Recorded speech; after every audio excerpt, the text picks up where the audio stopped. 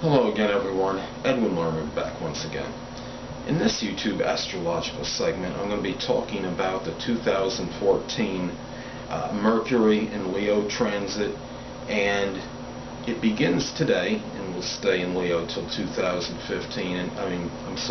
Stay in Leo till August 15, 2014, and this is part 2.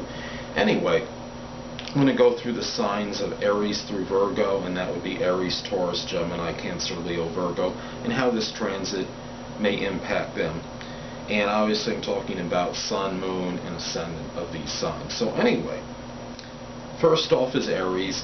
Now with Aries, Aries is very aggressive and assertive sign anyway, and with Mercury in Leo, will be the 5th house will be the emphasis during this transit. So naturally, Aries may be even more gregarious and outgoing, extroverted in connection with romantic situations, talking about their creative interests. This could be a time where Aries feels more compelled maybe to sit down and maybe write and do things of a creative, more of a creative nature during this period. The danger here is that because Mercury is in Leo, the mind may be geared a little bit toward more extravagant tastes, so the fun and amusement, I would just be careful about spending exorbitant funds on these matters. Well, anyway, next sign I'm going to talk about is Taurus.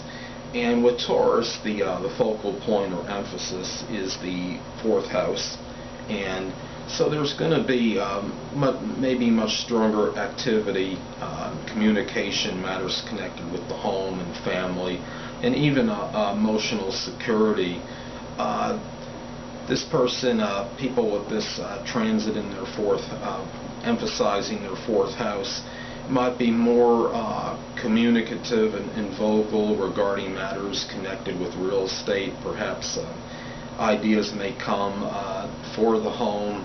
This person, Taurus, might feel more comfortable in as far as their communication goes with family members, more outgoing perhaps with these people than they ordinarily were.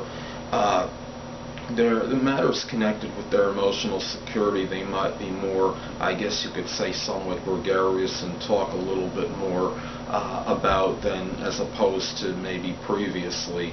So this could be some Taurus might do some creative writing at this point in time, because a lot of times writing is done in your own home, and perhaps creative pursuits may be done here as well. Well, anyway, the next sign, Gemini, Mercury in Leo will be emphasizing the 3rd house, and this is dealing with communications, siblings, and some short journeys. And we look at this placement, and this transit is such where we know Gemini is a loquacious and talkative sign anyway, but when you have Mercury emphasizing this 3rd house, I mean, it's going to make a lot of Geminis even more vocal, perhaps garrulous during this period. There may be more apt to talk with brothers and sisters and be more outgoing and extroverted as far as they go. There might be more of an ability to talk about their positive attributes and talk about things that are maybe associated with movies and theater. And this could be a time where Gemini is more outgoing in terms of people in their own community, in their own general neighborhood. Now, Mercury in Leo is such where there's some pride involved in their thinking, and they don't like, Mercury in Leo doesn't like to be wrong, or a lot of times and doesn't like to admit maybe they made a mistake in something they may have stated. So the only danger here for Gemini is that more so than usual, this Gemini might be hurt if someone maybe doesn't agree with what is said from them, and obviously you don't want to result in some kind of in some kind of heated argument, or don't take it personally if somebody maybe doesn't agree with something that you may have said. So anyway, Now, next sign for Cancer. Leo, Mercury in Leo will be emphasizing the second house of values and possessions and income generated.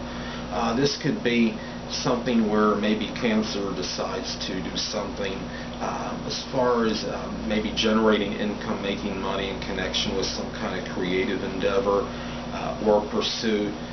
Their values, they might talk boastfully about them and what they really what they value in life, and the things that they might not value and they might abhor, and talk very strongly perhaps regarding these matters. Obviously, when you have Mercury in the transiting the second house, you're going to be looking at, you might be more methodical when making, when trying to choose between one thing and another.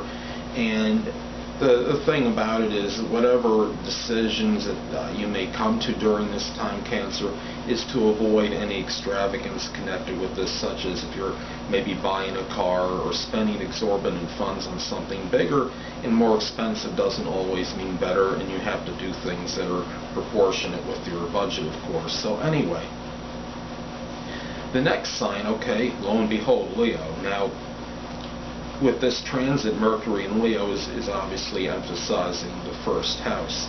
And during this time, Leo may talk about a lot about their positive attributes and characteristics, things regarding themselves, maybe things connected with the physical body. And say if Leo is working out at this point in time and on some kind of regimented workout routine, this is something that they might talk about. The matters pertaining to themselves is something that might dominate Leo's thoughts at this point in time. And Leo is a gregarious sign anyway, and then having Mercury transiting the first house, or at least emphasizing the first house, is going to be something where they're even going to be more, I guess, a little more loquacious and talkative than usual. So anyway, last but not least, we'll talk about Virgo.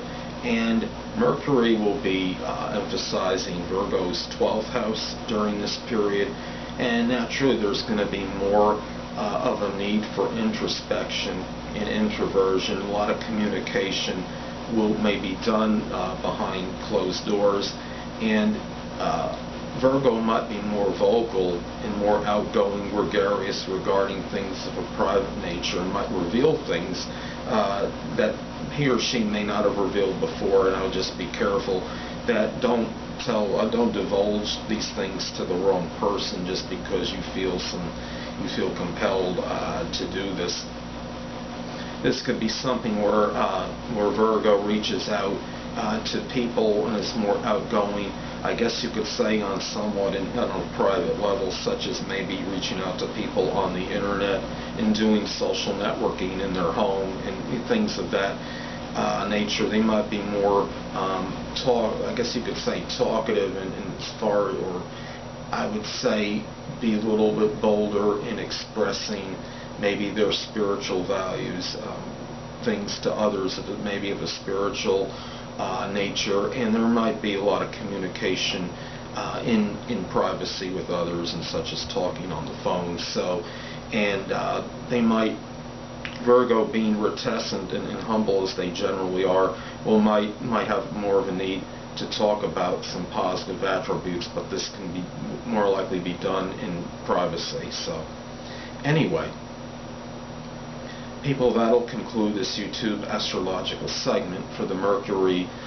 transit in Leo 2014 Part 2. And stay tuned next time, where I'll be talking about the Mercury in Leo 2014 transit Part 3.